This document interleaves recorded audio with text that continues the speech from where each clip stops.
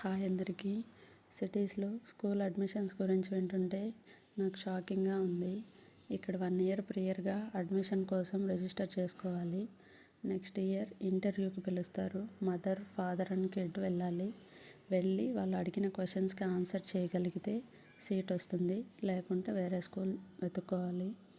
నా చిన్నప్పుడు మేమంతా కిండర్ గార్డెన్ చదవలేదు.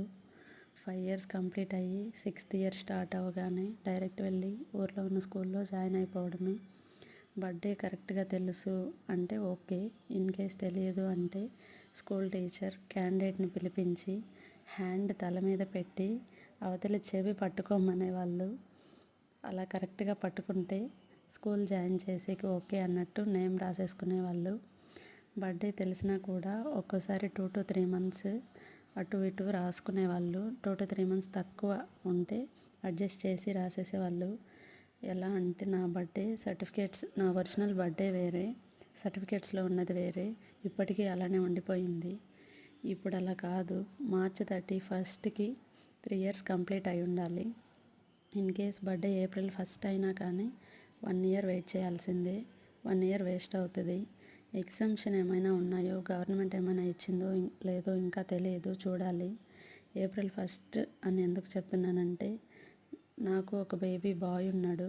తను April 1st పుట్టాడు. సో మేము రిజిస్టర్ చేసుకోవడానికి ఆన్లైన్లో యాక్సెప్ట్ చేయట్లేదు. చూడాలి ఏమవుతుందో. ఇన్ కేస్ మీకు ఏమైనా తెలిస్తే, మీరు ఎవరైనా ఇలా ఫేస్ చేసి ఉంటే కింద కమెంట్స్లో చెప్పండి. నెక్స్ట్ వెళ్తాం కదా, అప్పుడు ఏమేం పాసిబిలిటీస్ ఉన్నాయి, ఎలా అడ్మిషన్స్ జరుగుతున్నాయి, ఇంటర్వ్యూలో ఏమేమి క్వశ్చన్స్ అడుగుతున్నారు, అలాంటివి ఏమైనా కావాలంటే కూడా చెప్పండి. నా ఎక్స్పీరియన్సెస్ అన్నీ షేర్ చేస్తాను. మీకు ఇలాంటి ఎక్స్పీరియన్సెస్ ఏమైనా జరుగుంటే కింద కమెంట్స్లో షేర్ చేయండి. నేను చదువుకొని ప్రాక్టీస్ చేస్తాను. నెక్స్ట్ అడ్మిషన్కి వెళ్ళాలి కదా, సో అప్పుడు యూస్ అవుతుందేమో చూద్దాం. మీ స్కూలింగ్ ఎలా జరిగింది, మీరు చిన్నతనంలో ఎలా ఉండేది, అదంతా షేర్ చేసుకోండి. నేను కమెంట్స్ చూసి హ్యాపీగా ఫీల్ అవుతాను.